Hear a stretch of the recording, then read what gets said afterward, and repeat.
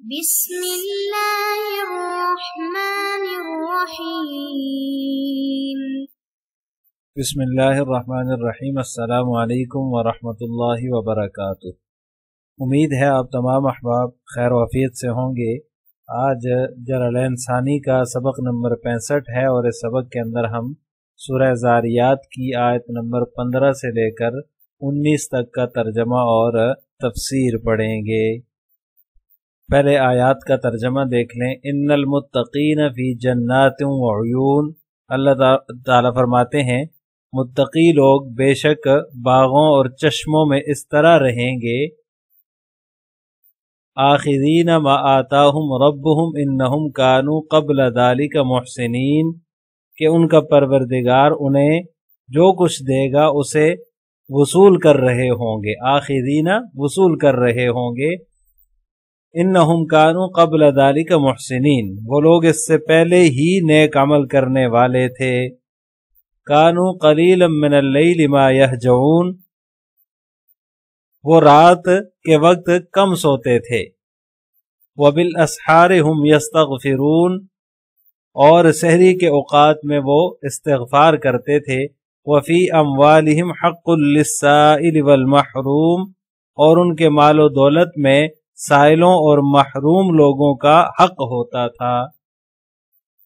ان آیات کے اندر اللہ تبارک و تعالی نے متقی بندوں کے جو انعامات ہیں اور دنیا میں اعمال صالحہ میں ان کے جو مشغول ہونے کا تذکرہ ہے وہ فرمایا ہے کہ متقی لوگ باغوں میں چشموں میں ہوں گے، ان کے رب کی طرف سے انہیں وہاں جو کچھ دیا جائے گا وہاں وہ اسے جو ہے وہ بڑی خوشی سے لینے والے ہوں گے۔ دنیا میں یہ لوگ جو ہے یہ گناہوں سے بچتے تھے، جس کی وجہ سے انہیں متقین کے لقب سے اللہ تبارک و تعالی نے یہاں یاد فرمایا ہے، سرفراز فرمایا ہے۔ اعمال صالحہ بھی بڑی خوبی کے ساتھ انجام دیتے تھے اور اس کی وجہ سے انہیں انہم کانوا قبل ذالک محسنین، محسنین کے لقب سے اللہ تبارک و تعالی نے یاد فرمایا ہے۔ ان کے نیک کاموں میں ایک بڑا قیمتی عمل جو تھا وہ یہ تھا کہ رات کو وہ بہت ہی کم سوتے تھے، نمازیں پڑھتے رہتے تھے، دنیا سوتی رہتی اور یہ لوگ جاگتے رہتے تھے، اللہ تعالیٰ سے لو لگاتے تھے، اللہ تعالیٰ کو یاد کرتے تھے اور جو ہے وہ اللہ تعالیٰ کے سامنے سر بسجود ہوتے تھے۔ رات کے آخری حصے میں جو ہے وہ استغفار کرتے تھے، انہیں راتوں میں جاگنے پر، نماز پڑھنے پر غرور نہیں ہوتا تھا۔ اپنے اعمال کو بارگاہ الہی میں پیش کرنے کے بعد جو ہے وہ اس کے اندر اگر کوئی کمی کوتاہی ہو گئی ہے اس کی وجہ سے وہ استغفار کرتے تھے۔ یہ اہل ایمان کا طریقہ ہے کہ نیکی بھی کریں اور استغفار بھی کریں تاکہ کوئی کوتاہی ہو گئی ہو تو اس کی تلافی ہو جائے۔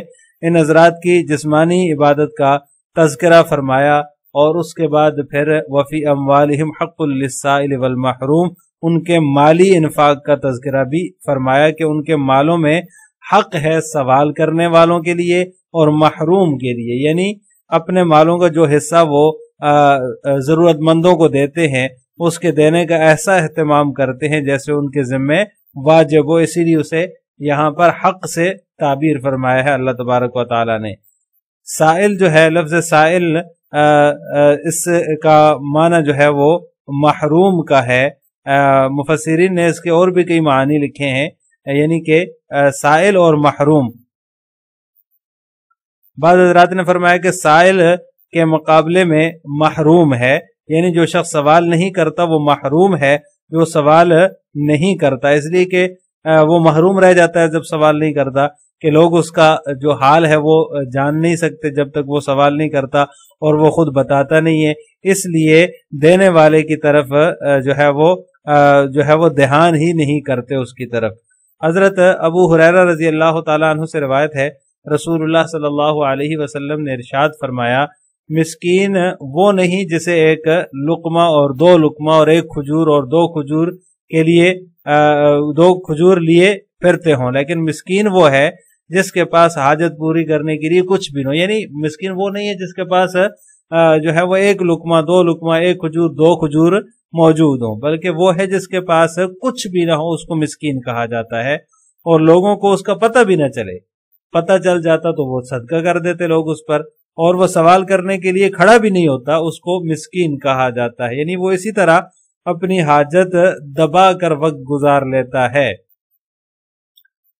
حضرت ابن عباس رضی اللہ تعالیٰ عنہما سے محروم کا یہ معنی منقول ہے کہ وہ کمانے کی تدبیریں تو کرتا ہے لیکن دنیا اس سے جو ہے وہ پیٹھ پھیر لیتی ہے اور وہ لوگوں سے سوال بھی نہیں کرتا۔ اسی طرح حضرت زید بن اسلم رضی اللہ تعالیٰ عنہ سے منقول ہے کہ محروم وہ ہے جس کے باغوں کا پھل ہلاک ہو جائے، اور ایک قول یہ بھی ہے کہ جس کے مویشی مر جائیں، ختم ہو جائیں، جن سے اس کا گزارا ہوا کرتا تھا، اس کو محروم کہا جاتا ہے۔ لہٰذا ان آیات کے اندر اللہ تبارک و تعالیٰ نے ان متقین کی صفات کو اور ان کے جو اعمال صالحہ تھے ان کو بیان کیا، اور بڑے ہی اچھے انداز میں ان کا ایک عمل صالح ذکر کیا کہ وہ راتوں کو کم سوتے ہیں، عبادت کرتے ہیں، اور صبح اٹھ کے پھر سحری کے وقت دوبارہ استغفار بھی کرتے ہیں، یعنی رات کا بڑا حصہ عبادت میں گزارنے کے بعد بھی وہ اپنے اس عمل پر مغرور نہیں ہوتے، بلکہ سحری کے وقت میں اللہ تعالیٰ کے سامنے عاجزی کا مظاہرہ کرتے ہیں اور استغفار کرتے ہیں کہ ہو سکتا ہے ہماری عبادت میں جو ہے وہ کوئی کوتاہیاں رہ گئی ہوں، کوئی کمی رہ گئی ہو جس کی وجہ سے وہ عبادت اللہ تعالیٰ کے حضور پیش کرنے کے لائق نہ ہو، اس لیے سحری کے وقت میں وہ پھر استغفار کرتے ہیں۔ اور اسی طرح وفی اموالہم حق للسائل والمحروم، لہذا سائل سے جو ہے وہ مراد وہ شخص ہے جو حاجت مند تو ہے، جو اپنی زبان سے اپنی ضرورت کا اظہار کر دے وہ سائل ہوتا ہے، یعنی کہ یہ بھی مومنین کی ایک صفت ہے کہ اللہ تبارک و تعالیٰ نے فرماتے ہیں کہ ان کے اموال میں سائل اور محروم کا حق ہے۔ سائل وہ جو اپنی حاجت کا اظہار کرتا ہے اپنی زبان سے، وہ سائل ہوتا ہے، اور محروم سے مراد وہ ہے جو حاجت مند ہونے کے باوجود کسی سے کچھ نہیں مانگتا۔ اس آیت میں جو ہے وہ اللہ تبارک و تعالیٰ نے حق کا لفظ استعمال فرمایا، حق کا لفظ استعمال کر کے یہ بتا دیا کہ انسان پر ان لوگوں کو زکوٰۃ وغیرہ کی شکل میں جو کچھ دیتا ہے یہ انسان پر ان کا حق ہے، یہ کوئی احسان نہیں ہے بلکہ یہ ان کا حق ہے، اور انہیں پہنچانا بھی چاہیے، کیونکہ مال و دولت تو اللہ تعالیٰ کی عطا کردہ چیز ہے، اور اللہ تعالیٰ کا حکم بھی ہے کہ حاجت مند لوگوں کو دو، تو لہٰذا حاجت مند لوگوں کا بھی اس کے اندر حصہ ہے۔ اس حق کے لفظ سے یہ معلوم ہو رہا ہے گویا کہ ان کا حصہ ہے، یعنی کہ یہ نہیں کہ آپ نے کسی کو زکوٰۃ دے دی، کسی محروم کو، کسی سائل کو، تو یہ آپ نے اس کے اوپر احسان کیا، بلکہ احسان نہیں ہے۔ اللہ تعالیٰ فرماتے ہیں حقن، یہ حق ہے ان کا، یہ ان کا حصہ ہے، اور یہ چونکہ اللہ تعالیٰ کی عطا کردہ ہے اور اللہ تعالیٰ نے یہ حصہ ان کا مقرر کیا ہے، تو لہٰذا تمہارے اموال کے اندر سائل اور محروم کا حق بھی ہے، اس لیے یہ حق ان کو پہنچانا چاہیے اور اس میں کسی قسم کا کوئی احسان نہیں جتانا چاہیے۔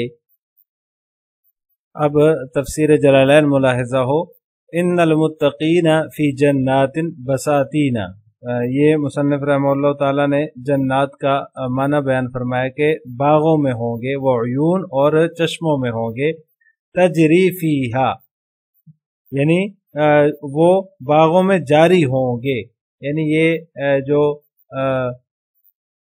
جو چشمے ہیں کہ وہ چشموں میں ہوں گے، اس کا مطلب یہ ہے کہ وہ چشمے جو ہے وہ باغوں میں جاری ہوں گے۔ تجری فیہا اصل میں ایک سوال کا جواب ہے، مصنف نے سوال کا جواب دیا ہے۔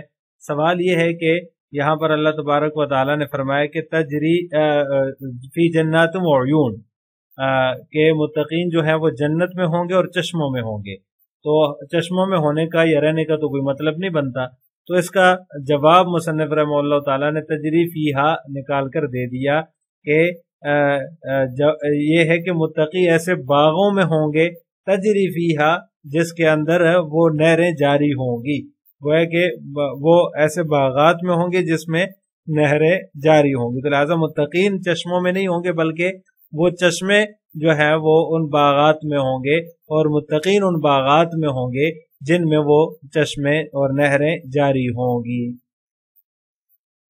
آخذین حال من الضمیر فی خبر ان، مصنف فرماتے ہیں کہ یہ ان کی جو خبر میں ضمیر ہے اس سے حال بن رہا ہے، یعنی جو خبر محذوف ہے اس کی ضمیر سے یہ حال بن رہا ہے.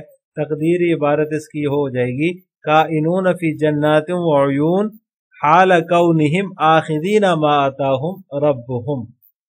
ما آتاہم اعطاہم یعنی جو اللہ تبارک و تعالیٰ نے ان کو عطا فرمایا ہے. عطا کا یہ مصداق اور تفسیر بیان فرما دی کہ عطاہم سے اعطاہم مراد ہے. ربہم من الثواب یہ ما کا بیان ہے. ما آتاہم کے اندر جو ما ہے اس کا بیان ہے، یعنی ان کے رب کی طرف سے جو ان کو ثواب دیا جائے گا. انہم کانوا قبل ذالک محسنین بے شک وہ اس سے پہلے بھی محسنین تھے، یعنی کہ ای دخولہم الجنہ جنت میں داخل ہونے سے پہلے بھی وہ جو ہے وہ محسنین تھے، نیکوکار تھے. فی دنیا یعنی دنیا کے اندر بھی وہ نیک کام کیا کرتے تھے. آگے ان کے نیک کاموں کا ذکر ہے. کانوا قلیلا من اللیل ما یہجعون کہ وہ راتوں کو بہت ہی کم سویا کرتے تھے. ینامون یہجعون کا معنی مصنف نے بیان فرمایا کہ اس کا معنی ہے ینامون کہ وہ کم سویا کرتے تھے. ما زائدۃ و یہجعون خبر کان وقلیلا ظرف ای ینامون فی زمن یسیر من اللیل ویصلون اکثرہ. یہاں سے مصنف رحمہ اللہ تعالیٰ اس کی ترکیب بیان فرما رہے ہیں کہ یہ جو ما ہے ما یہجعون کے اندر یہ ما زائدہ ہے. یہجعون جو ہے یہ کانا کی خبر ہے اور قلیلاً یہ ظرف ہے. ای ینامون فی زمن یسیر اس کا معنی بیان فرما رہے ہیں یعنی رات کے کم حصے میں سوتے تھے. وَيُصَلُّونَ أَكْثَرَهُ اور اکثر حصے میں نماز پڑھتے تھے. آگے فرمایا وَبِالْأَسْحَارِ هُمْ يَسْتَغْفِرُونَ يَقُولُونَ اللَّهُمَّ اغْفِرْ لَنَا اور وہ سحری کے وقت استغفار کرتے تھے یعنی کہتے تھے اے اللہ ہمیں معاف فرما. وَفِي أَمْوَالِهِمْ حَقٌّ لِلسَّائِلِ وَالْمَحْرُومِ اور ان کے اموال کے اندر حق تھا سائل اور محروم کے لیے. الذی لا یسأل لتعففہ یہ محروم کا معنی بیان فرما رہے ہیں کہ محروم کسے کہتے ہیں. محروم وہ شخص ہے جو سوال سے بچنے کی وجہ سے جو ہے وہ محروم ہو جاتا ہے، یعنی وہ سوال نہیں کرتا، اس سے بچنے کے لیے سوال سے بچنے کی وجہ سے سوال نہیں کرتا، جس کے نتیجے میں وہ محروم رہ جاتا ہے. اس کو محروم کہا جاتا ہے. یعنی ضرورت تو اس کو ہوتی ہے لیکن سائل جو ہے وہ سوال کر لیتا ہے اور محروم جو ہوتا ہے وہ سوال نہیں کرتا، اس وجہ سے وہ محروم رہ جاتا ہے. اگر وہ سوال کرتا تو لوگ اس کے اوپر صدقہ کرتے، لوگ اس کی ضرورت کو پورا کر دیتے، لیکن وہ اپنی ضرورت کو اپنی حاجت کو دل میں دبائے رکھتا ہے، کسی کے سامنے اس کا اظہار نہیں کرتا، اس وجہ سے وہ محروم رہ جاتا ہے. گویا کہ سائل اور محروم جو ہے وہ دونوں ایک ہی جیسے ہیں جن کے پاس اپنی ضرورت کا کچھ بھی نہیں ہوتا. سائل جو ہوتا ہے وہ سوال کر لیتا ہے اور محروم جو ہوتا ہے وہ سوال نہیں کرتا.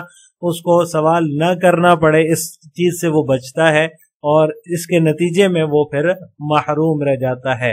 سائل اپنی حاجت کا اظہار کر لیتا ہے، اپنا سوال دوسروں کے سامنے رکھتا ہے تو لوگ اس کی مدد کر دیتے ہیں، اور محروم جو ہوتا ہے وہ سوال نہیں کرتا، اس وجہ سے وہ محروم رہ جاتا ہے. گویا کہ محروم وہ شخص ہے جو ضرورت مند ہونے کے باوجود جو ہے وہ سوال سے اجتناب کرتا ہے، سوال نہیں کرتا. مستحق تو ہوتا ہے جیسے کہ سائل مستحق ہوتا ہے، لیکن مستحق ہونے کے باوجود لوگ اسے کچھ نہیں دیتے کیونکہ وہ سوال نہیں کرتا، وہ اپنی حاجت کا اظہار نہیں کرتا. مستحق تو ہے لیکن چونکہ اظہار نہیں کر رہا اس وجہ سے لوگ اسے کچھ بھی نہیں دے رہے. مستحق ہونے کے باوجود بھی وہ محروم رہ جاتا ہے، سوال نہ کرنے کی وجہ سے اس کو محروم کہا جاتا ہے. اور اس کے علاوہ محروم کا جیسے پہلے میں نے ذکر کیا کہ اس شخص کو بھی کہا جاتا ہے محروم کہ جس کا کسی آفت کی وجہ سے، کسی زمینی یا آسمانی آفت کی وجہ سے سب کچھ تباہ ہو جاتا ہے، وہ بھی محروم ہوتا ہے، اس کو بھی جو ہے وہ محروم کہا جاتا ہے. اسی طرح جو ہے وہ محروم شخص سے ایک قول یہ بھی ہے کہ وہ مراد ہے جو مال غنیمت اور مال فے وغیرہ جو ہوتا ہے اس سے محروم رہے. یہ جو ہے وہ اس کے اندر محروم کے اندر مفسرین کے اقوال ہیں. اس کے علاوہ کچھ اقوال کا میں نے پہلے بھی ذکر کیا ہے.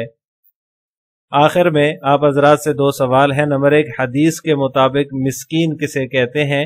یعنی حدیث جو آپ کے سامنے پڑھی گئی ہے اس میں مسکین کی کیا تعریف ہے، مسکین کسے کہتے ہیں؟ نمبر 2 سائل اور محروم کسے کہتے ہیں؟ ان دونوں سوالوں کا جواب آپ نے کمنٹ باکس میں دینا ہے۔ السلام علیکم ورحمۃ اللہ وبرکاتہ۔